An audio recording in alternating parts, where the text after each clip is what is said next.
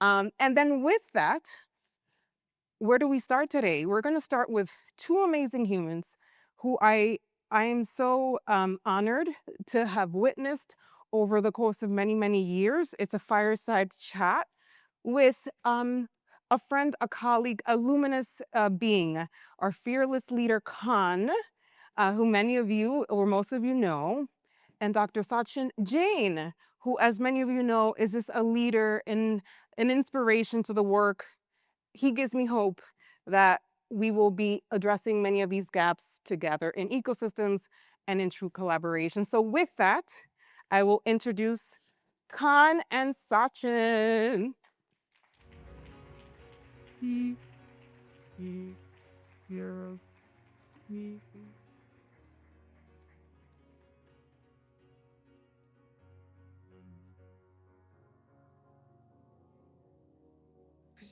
Good, good.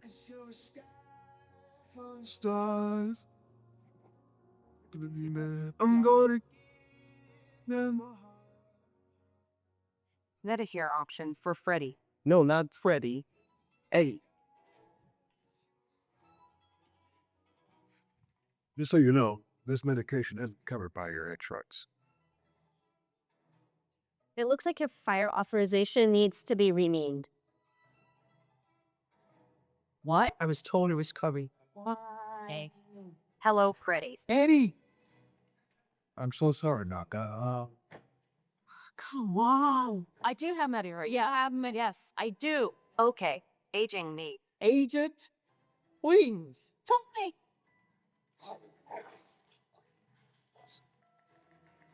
I don't understand. That's weird. Okay.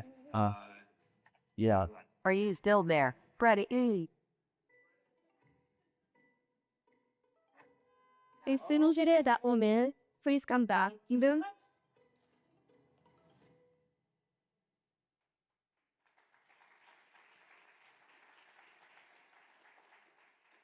welcome to UGM. I get to have a conversation with the man, the myth, the legend. Sachin, thank you. I wish my wife felt that way about me. So brace yourselves. It's going to be 40 minutes of fun, honest, and very, very truthful conversations. So we'll start first, Sachin, that commercial. Let's talk about the intent here. You called out the entire industry. I did call out the entire industry and I made myself permanently unemployable. And, the truth is that somebody needed to do it. And one of the challenges we have in our industry is a degree of toxic positivity. We all believe that we are somehow hampered from actually solving people's problems by the broken system. But some of that is true. But the reality is that most of us are not looking inwards. And most of us are not looking at ourselves and asking the important question, how can we be better? And you saw that after Brian Thompson was murdered. You saw it after Brian Thompson was murdered. Rather than acknowledging the public furor that our industry has actually created, we went into defense mode. We said we promote affordability. We said we are part of a broken system and we're here to fix it. We went back to old industry PR tropes. And the truth is, no one's buying it anymore. And the reason this ad actually resonated as much as it did with people is because it is the truth. It's what people experience literally every single day. But if you talk to the C-suite of most any managed care company in the country, they are totally deluded. They believe that they are part of the solution, not part of the problem. And the reality is, we are part of the problem. And the reason I say that as clearly and as plainly as I say it is that I learned something very early in my career, which is you can't fix something until you actually acknowledge it's a problem.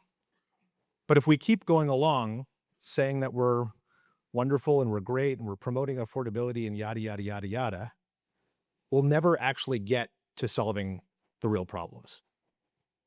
So a lot of it is holding up the mirror, and it's about what is the truth? What is that moment of truth that we're all seeing and facing? Raise your hand if you identify with one scenario on that commercial or of your family member, or of your kids, your loved one, your parents. We all feel this. We are in healthcare, and yet the system is still broken. So Sachin, another question for you. You talked about toxic positivity. In your perspective, what is the biggest crisis right now in healthcare? I think we have a crisis of leadership. And the reason I can say that is every decade that I've worked in healthcare, and now unfortunately it's 3 decades, there's been a different boogeyman. The first decade, it was a quality crisis. And so we invented quality measures, and we created quality conferences, and we created rapid cycle improvement events and lean events, and then nothing got better. In the second decade, we started talking about coverage. We said, if we could just get everyone covered, we'll fix everything. Then we basically got everyone covered, and everything broke even more. The last decade was about value-based care. And we started having conferences and summits. We have the, number of different venues and forums where we just wax poetic about how all we need is more value-based care. And still, nothing's better. Why? Anyone have the answer? It's us, right? It's us, because the reality is we're not necessarily taking charge of the problems that are under our control. It's very easy to point fingers at other parts of the system. Healthcare is very multi-matrixed and interconnected. But the truth is, until we own our own problems, we're never actually going to fix them. And that's why I believe that the crisis that we're experiencing right now is the crisis of leadership. And, I think about the word leadership a lot. Growing up, when I thought about leadership, I'm Indian American, so I thought about Gandhi. We watched that movie way too many times, okay? Ben Kingsley as Gandhi, right? Then we talk about Martin Luther King. Then you may have talked about whoever was president at the time. In healthcare, we talk about the chair of medicine or the CEO of the hospital. How many of you would put those two categories of people in the same sentence? We wouldn't, right? And so the question is, what would it look like for people who have C-suite positions in healthcare to start acting like leaders? And the answer from my perspective is you start doing things that don't necessarily serve your immediate near-term purpose. You start thinking longer term. You maybe even do things that are on the face of it against yourself or against your own interests because you recognize there may be a bigger interest at play. We don't do that in healthcare. We go to meetings and we say, you're not paying health plans enough. You're not paying health insurers enough. You're not paying health IT companies enough. That's literally what leadership looks like in healthcare. If you look at the job description of almost any CEO job in healthcare, it's like, can you go to Washington and go ask for more money? That's one of the kind of core job descriptions. That's not leadership, guys. So I ended up going to trademark the terms courageous leadership. So every time you use that, you have to pay me something. Okay. So in my prep with Sachin, we talked about this crisis in healthcare is leadership. And it starts with looking from within. And I think you called out about there's an immediate reaction to serve that problem that's in front of you.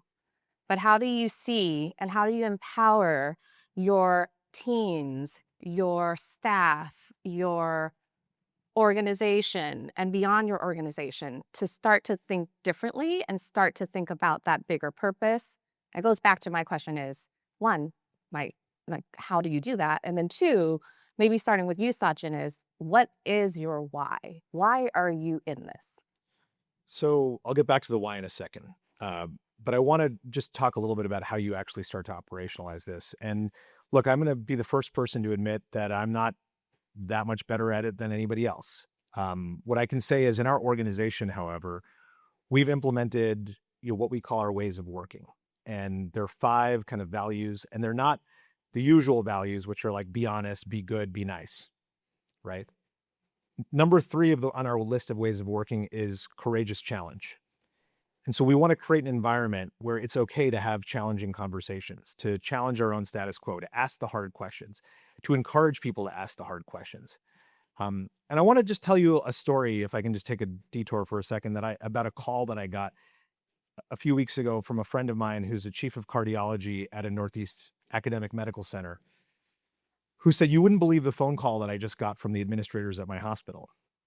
They said that the heart failure admissions had gone down over the preceding few months, and they were wondering what we were doing wrong. Think about that for a second. That is the system that we are all co-signing every single day. And this friend of mine had built an incredible program that was focused on outpatient management of heart failure patients to keep patients out of the hospital. And the hospital said, "What are you doing wrong?" Now, I want to tell you about how the conversation unfolded from there. He said, "Well, we're doing the right thing. We're actually taking care of patients." And somebody had the guts to say to him, "No margin, no mission." How many of you have been on the receiving end of the no margin, no mission conversation shut down? Right? What are we talking about, guys? We're talking about an institution, a nonprofit institution that's actually chartered to keep people healthy, to keep people well, to take care of them. And when you're actually doing your job, some bean counter says to you, "No margin, no mission." Now, in most healthcare organizations, it's not comfortable to actually have a conversation about that tension. And in fact, the person who speaks up in the room and says, "WTF," right? What happens to them? Everyone's like, "Oh my God, I can't believe Vinay said out loud what we were all thinking." And then everyone stays silent. And therein lies the crisis of leadership. Because some people say, "Oh, all you're talking about is C-suite." I'm actually talking about how all of us, regardless of your position, because when Vinay does stand up and say the thing that we were all thinking, but we think he's crazy that he said out loud, every one of us has an option. Prabjot over there could stand up and say, "You know what? I agree with Vinay." And then the focus in the conversation goes away from the crazy thing that Vinay had the comfort to say, and it actually goes to focus on the substance instead of the person. And then we take the politics out of it, and we actually have a substantive conversation about the moral tension that we're experiencing with the reduction in heart failure admissions. And then we can actually start to address it and figure out how we're actually going to manage through it. Instead, we have these dumb bean counter type conversations that end very glibly with no margin, no mission. And so I think the opportunity for all of us is to change the culture of our organizations and really encourage people to speak up. You asked me the question about what is my why, and I would say, my why starts with my dad, who basically gave me two career options. He said, "Son, you could be a doctor or you could be a physician." And I really struggled with it for a really long time. And then I finally came to it and I said, "Dad, I'll be a physician. I think it sounds more distinguished." But over the course of, my very special relationship with him, I got really preoccupied with these questions of like, why are things organized the way they are? Why do they feel as crazy as they do? And I was drawn to want to try to fix them. And look, the truth is that all of us were drawn to this industry because we thought we could both do well by doing good, right? That's kind of the glib motto. That's the other one after no margin, no mission. Let's do well by doing good, right? But then you start to have this moral distress after a certain period of time. And you're like, wait a minute, am I actually doing good? And then many of us, after, starting out with our idealism, start to dream about, I just want to get to where I can pay for Johnny to go to college, or I can buy my second house on the shore if we're doing really well. And so the focus that we all start with, which is like doing good work for other people, on the other side of it becomes something very different. And this industry is a little bit parasitic. We're just overrun by middlemen with like point solutions that literally don't do anything for people, but that just solve some incremental point solution. We're profiting off of the dysfunction. And I will say to you, I run a middleman company. I'm the first person to tell you that. I run a pass-through entity. I'm an insurance company that passes money on to medical groups. And when people say, like, "Aren't you part of the problem?" I say, yes, I am part of the problem. And part of our work is to make ourselves go away, our bigger work. Yeah, that resonates because we often talk about, within Cozeva, when we get to really complex and hard problems, and we look at the problem and we say, okay, how do we solve this? We have to find a way to make ourselves obsolete. Because if we make ourselves obsolete, we've solved something. So part of it is this conversation is to be reflective, is to say, ask yourself, are we part of the problem and are we part of the solution? And so in these next 3 days, we're hoping that you get a lot of these conversations. Yeah, one thing I want to say is I think we have so much more latent leadership capacity in our industry than we're exercising. We have so many people with so much ingenuity and creativity and drive and passion, and we kill it. We kill it by creating organizational models. And I can tell you, I've seen this now across all of healthcare. I started my career, in clinical service, then went to pharma, then went to managed care, for-profit managed care. Now I'm in not-for-profit managed care. And I can tell you, I was in government for a period of time. The number one thing we can do to actually make healthcare better is actually create a leadership culture that supports that, enables that, and desires that, and wants that very deeply in our bones. But again, I think what ends up happening is that the folks who climb to the top of the mountain don't necessarily have those values or virtues.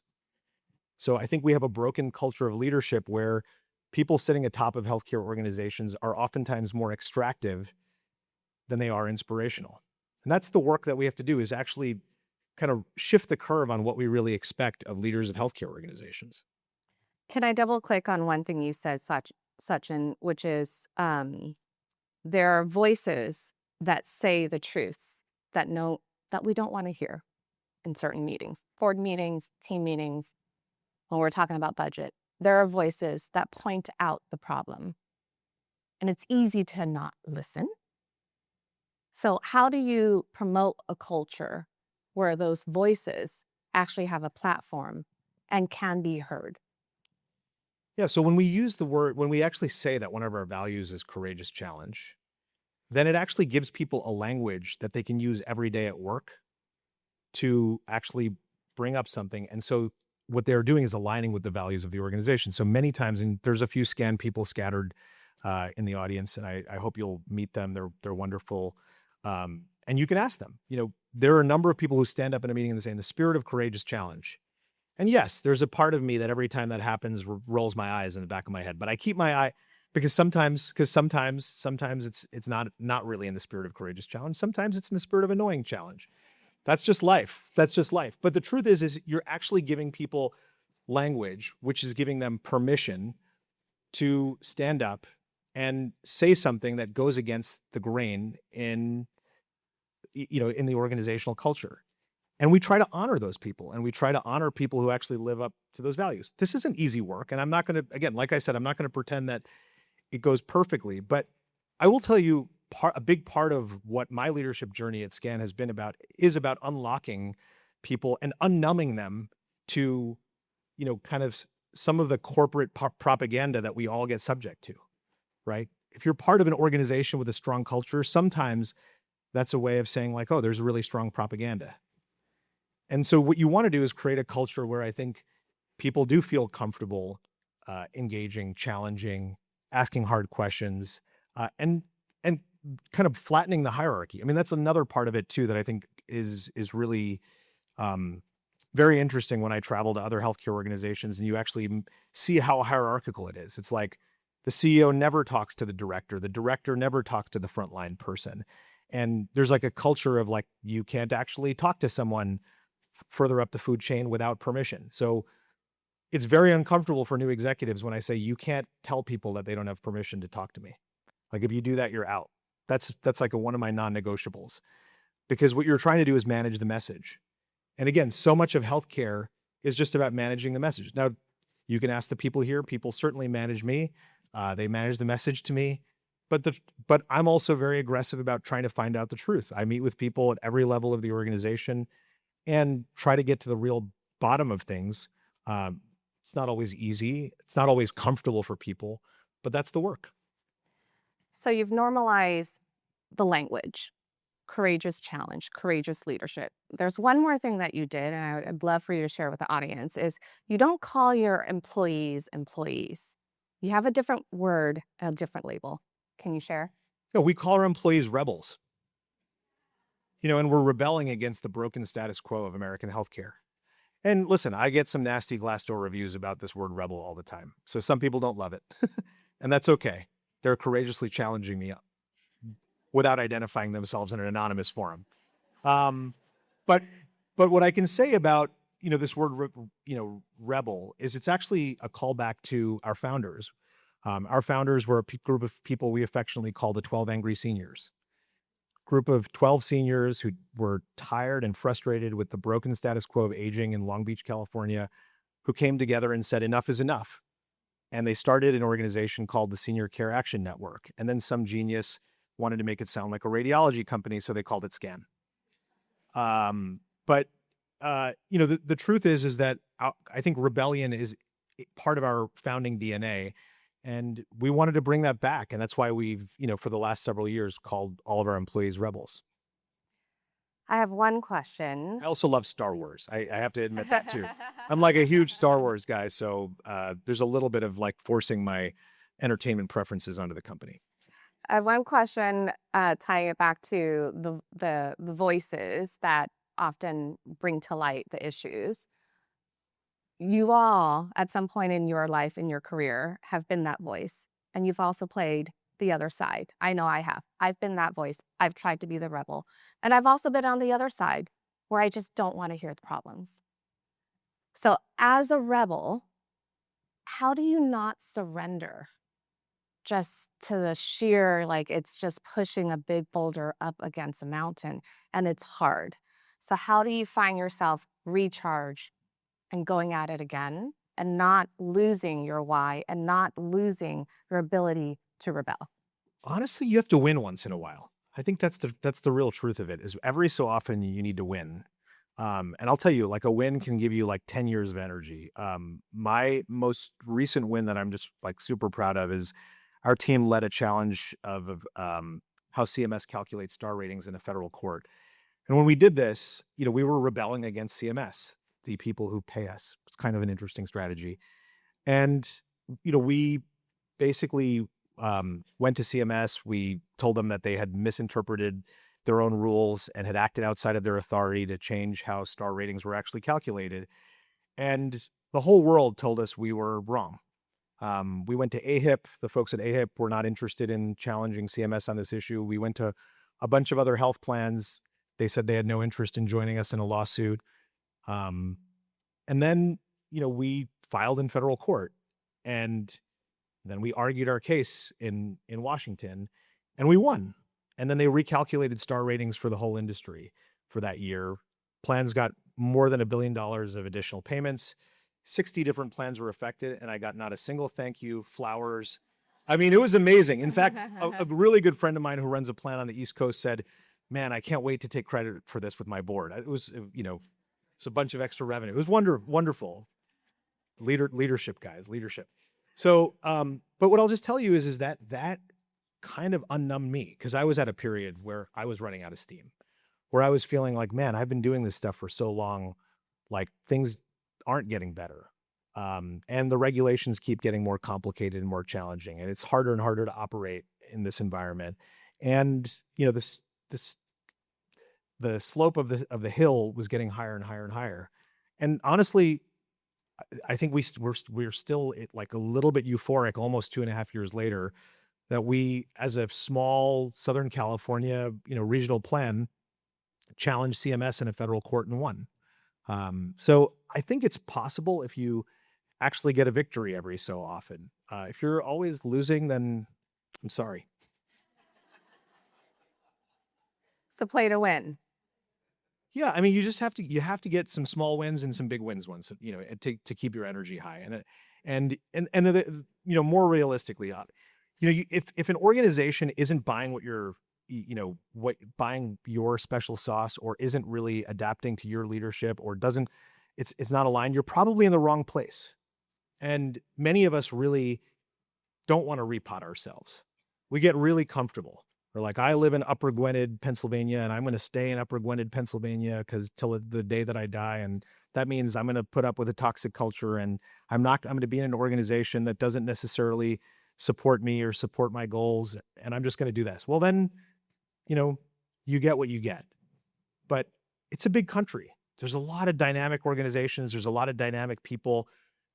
Take your God-given talents to a new venue and shine. I think that's sometimes people are so risk averse. I think about my physician colleagues all the time who literally, like many of them, are just so disenchanted and frustrated. They could just move down the street to a competitor and try something different somewhere else. But it's like, if they're not staying at that exact same place for their whole career, their lives are over. So I think we have to challenge ourselves. We have to take some risks. Without any risk, there's no reward. And I think, many of us, despite our ambitions for change and leadership, are inherently risk averse. And healthcare makes you risk averse, given how regulated it is. And people love to cite all this verse, much of which is not really true, to actually maintain that control and maintain that risk aversion. I think we have to challenge that orthodoxy from time to time. Can we talk about one more win? I know you're downselling yourself here, but there's been a big win for SCAN recently with open enrollment. So how did all of this, from courageous leadership, culture, how you've really brought awareness to the fragmentation and how that lead it into such a big win for you guys? Thank you. I think Khan is referring to this most recent annual enrollment period where we basically had 4 times the previous year's open enrollment period. So we grew by 127,000 members. We cracked the top 10 Medicare Advantage plans in the country. We became the top non-Kaiser plan in California. So we're very excited about it. And a lot of that was leaning into our strengths. It was leaning into our nonprofit message. This was our advertising campaign last year. This aired across all of our markets. This really resonated with the consumers. But we also went to providers and we said, the truth is healthcare is the most promiscuous industry. Yes, I just used the word promiscuity. And I'll say exactly what I mean. All providers are partnered with all plans, right? And you see it on LinkedIn every day. It makes me laugh so hard. The broker who this morning told me that I was their best plan and their best partner, the next day is like partying with the competition, like, they're on some yacht or they're on some trip to Cabo. And I'm like, I didn't take them to Cabo. This is a very promiscuous industry. And so a big message that we took to the marketplace last year was, don't give me some of your membership, give me all of your membership. Stop being promiscuous. Let's get monogamous. Okay. No more polyamory. You guys are a very tough crowd. I'm like bringing my best material and you guys are just like leaving me here to hang. Okay. Anyways, the point is I went to our medical groups and said, look, we're a 4.5 star plan. Do you know the difference in the revenue on a PMPM basis between a 3.5 star plan and a 4-star plan or a 4.5 star plan? And to our shock, many of them didn't know.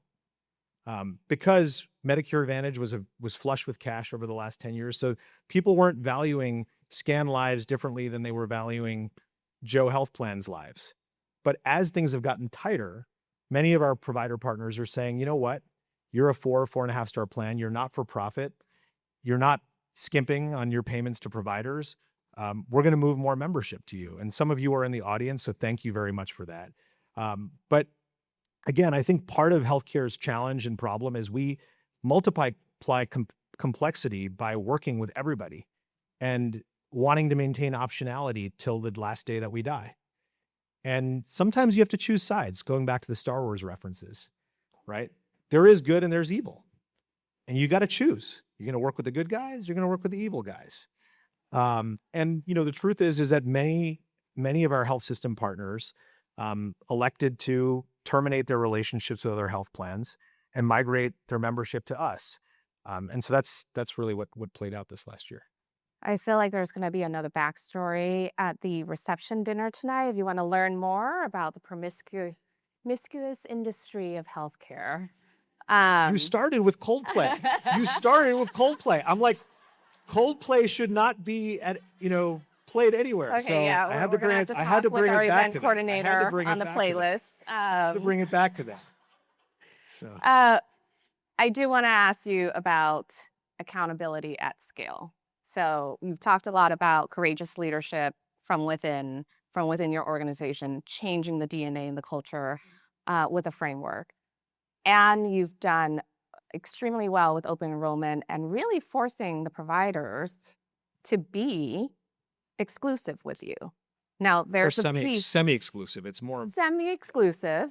But I think that there's, as we think about accountability at scale for the ecosystem, what's your advice for all of us here in the room on how do we really operationalize that accountability?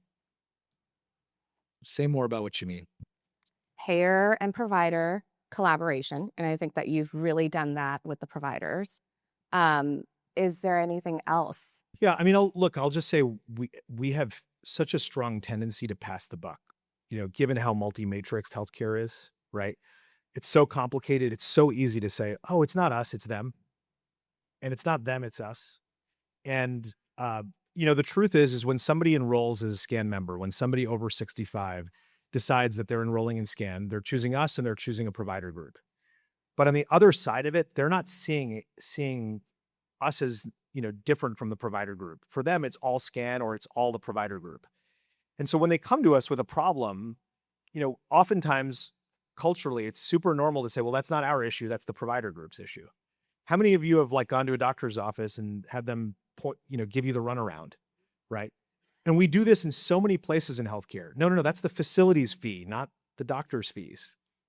How many of you have gotten those bills, right? We all work in this industry.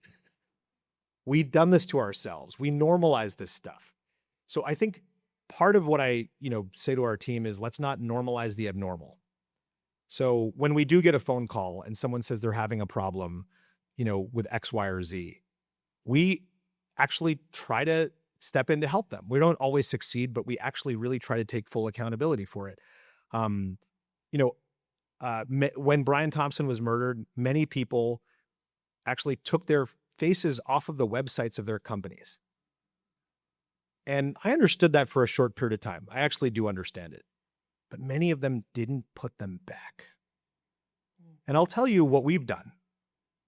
I send my work email address to every single member in our 440,000 person health plan.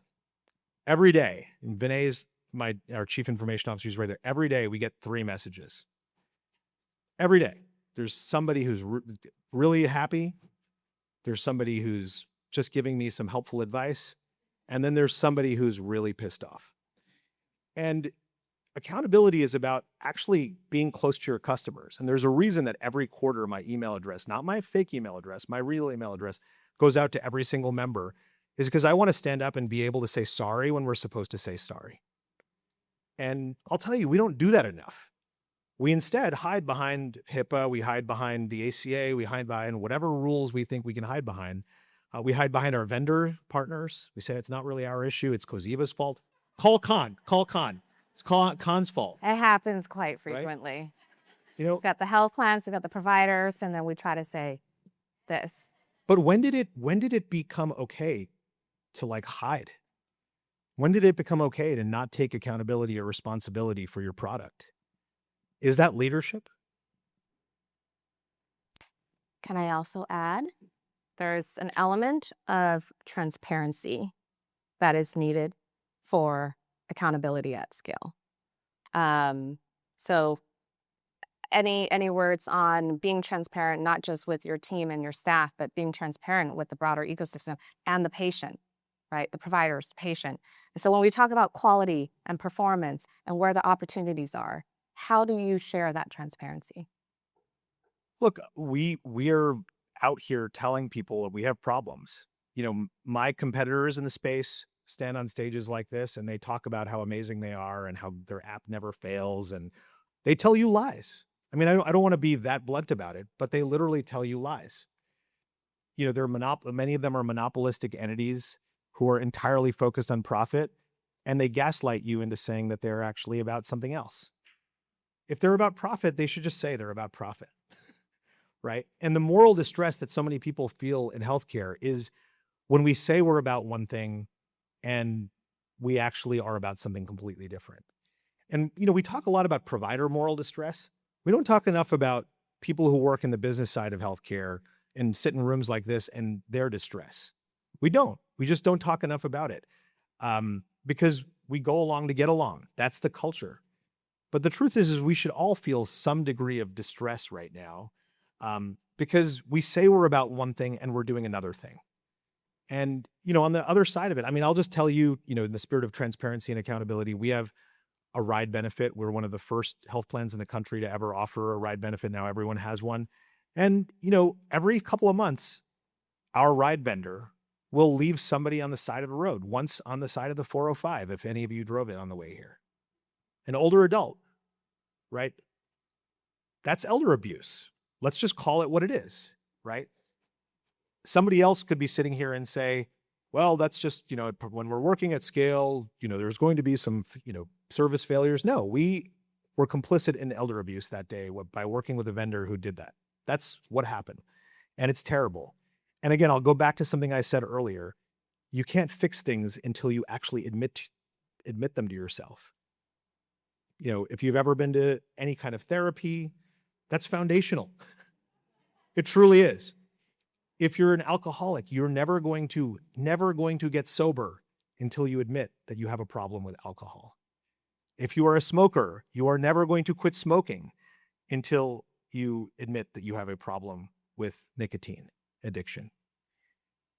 In healthcare, we have many problems that we need to say out loud to ourselves and to others to make them real. And once we make them real, we actually create the space to actually solve them. And again, that's the culture of toxic positivity that I was referring to earlier. Sachin, I have lightning round questions for you. Uh-oh. Because I want to leave a couple minutes for Q&A for the audience. Okay, so we'll start with the first one. One healthcare myth you wish would disappear. That we need legislative reform to actually effectuate value-based care. So I believe we've had all the instruments to effectively effectuate value-based care for about 15 years, especially on the government program side. Many provider groups don't take advantage of them because they don't want to take advantage of them. What's the biggest lie we tell ourselves? I think one of the biggest lies we tell ourselves is that we help people every day, when in fact, many of our organizations do things to make healthcare more difficult, more challenging, more complex, and harder to navigate. AI in healthcare, revolutionary breakthrough or the next EHR? Is it huge promise, messy reality? I think it's going to be mixed. I think it's going to make some things better. I think it's going to make some things worse. And it's going to take up many years for it to shake out. I don't think it all changes in 6 weeks like everyone says it's going to. One thing health plans could do tomorrow to better support the physicians. Pay them more. Pay them on time. Pay them for the right things. Pay them more for prevention. Pay them less for complications of acute complications of preventable conditions. Last question, I promise. There's always. I more know that I you have can- so much more, but I have to eliminate. What advice would you give the audience? Because we have payers, providers, partners in the room. One advice you would give all of us. I think I'm going to double down on the monogamy piece. I got married 2 years ago. It's been pretty good. And again, it's super fun to be with everyone all the time. But I think it's important to choose your partners really wisely and think about what it's like to deepen that relationship and deepen that partnership. If you can actually develop a deep partnership with a health plan, for example, you could start to reimagine whole aspects of the entire experience for patients. Things that you see as fixed problems, abnormal things that we've normalized could go away. What would it be like to have one call center for a provider group and a health plan? Just think about it. I'm looking at Remy from Ultimed. If a member calls Ultimed and they have a problem with Scan, they redirect you to Scan. If you have a problem with Ultimed and you call Scan, we redirect you to Ultimed. What would it be like if we actually started thinking like we were one organization, even though we are two, would fundamentally transform the experience of care. I love it. I love ending with that note of whether it's payer, provider, vendor, partner, we are one team. We are one unit, and we're trying to strive to impact care at scale. Only if you're not promiscuous. Only if we're not promiscuous. Yes. I want to thank you for your time. Thank you, Sachin. Thank you.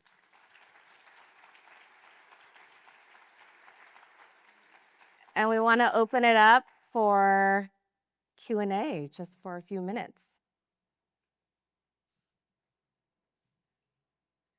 I promise you, he's very nice.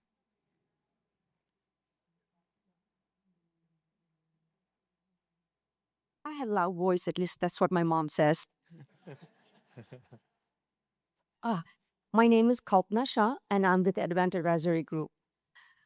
I have a question. So what did SCAN decide to do with the transportation vendor that left somebody on a 405? Did you, I'm not going to give you multiple choice. It will be open-ended question.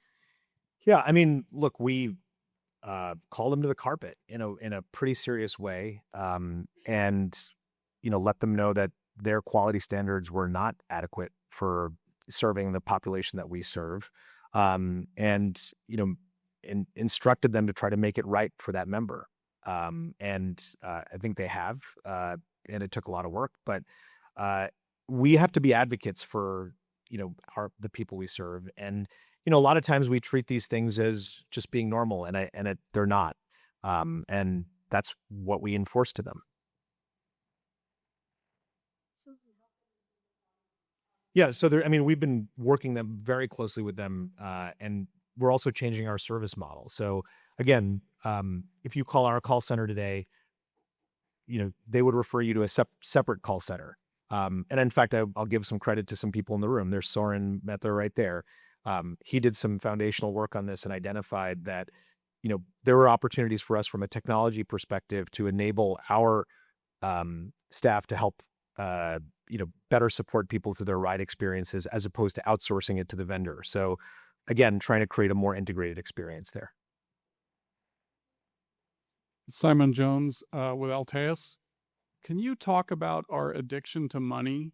I think if we're honest, almost everybody in healthcare gets paid too much except for primary care physicians. 100%. Yep. So, there's money going to shareholders and stuff. Can you talk a little bit about what your view is with that addiction to money that we have that's perpetuating the problem? Sure. I'll share a couple of different perspectives on that. So for one thing, I started my role at SCAN 6 years ago, and it was the first time I was working in a not-for-profit setting.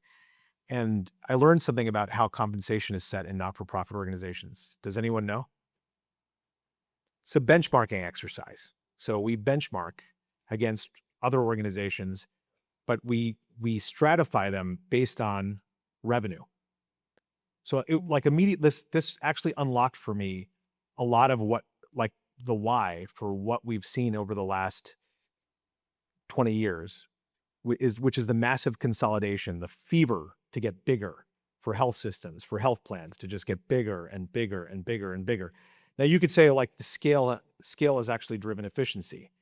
There's actually no empirical evidence that has suggested that a hospital system is more efficient when 20 hospitals sit under one tax ID number than 20 separate ID numbers. No empirical evidence for that. But what does happen is that your benchmark, your comparator set moves. And so there is this incredible push to just get bigger and bigger and bigger that I believe is driven by compensation and executive compensation. And so I think that it is there is an inbuilt incentive to try to drive this consolidation that has largely not benefited anyone. How many of you woke up when you were 13 years old and said, I want to work for a really big organization where no one matters? Nobody. Actually, and scale in many ways in healthcare. And I share this on a personal note. I reference my dad. My dad worked at an academic health center before it became a system for much of his career. And when he started out, and you actually walked through the hospital with him, he knew everybody. And it was a very kind of flat organization. If he needed something, he could pick up the phone and make things happen for himself or for his patients. It was not an issue. By the end of his career working at that system, he was just one of 20,000 people. And there were requisition forms for everything. And there was red tape that got in the way of everything. And we convinced ourselves that the scale was somehow helping someone. He just wasn't sure who was helping, right? And again, so I think scale has been a big part of the problem. Second thing is that, and it goes back to some of the self-delusion that I talked about. We've convinced ourselves that all the things we do or all the things we're part of are valuable. And they're just not. And it's super interesting. I will share a little anecdote.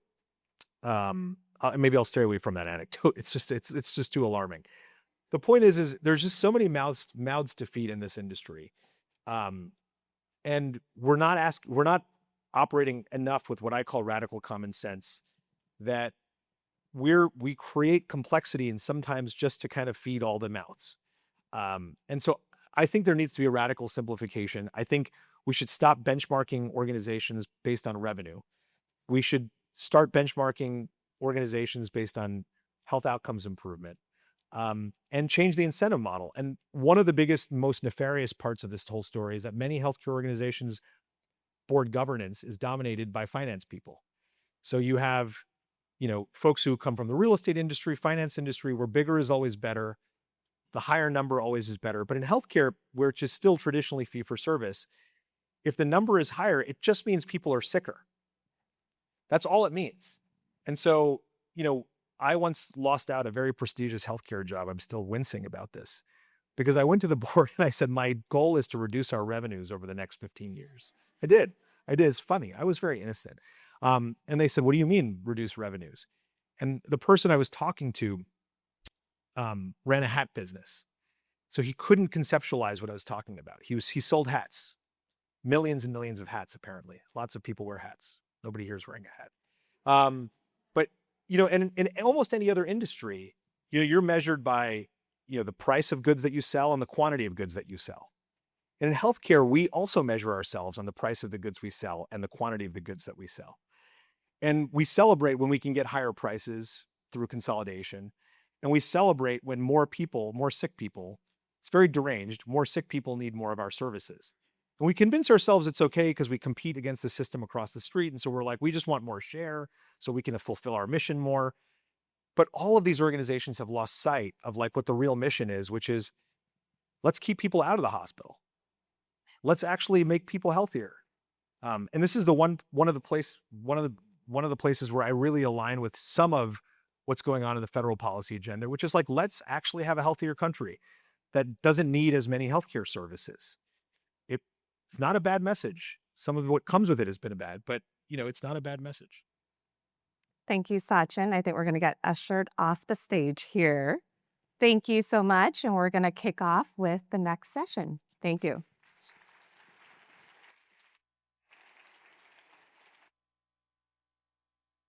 Mhm.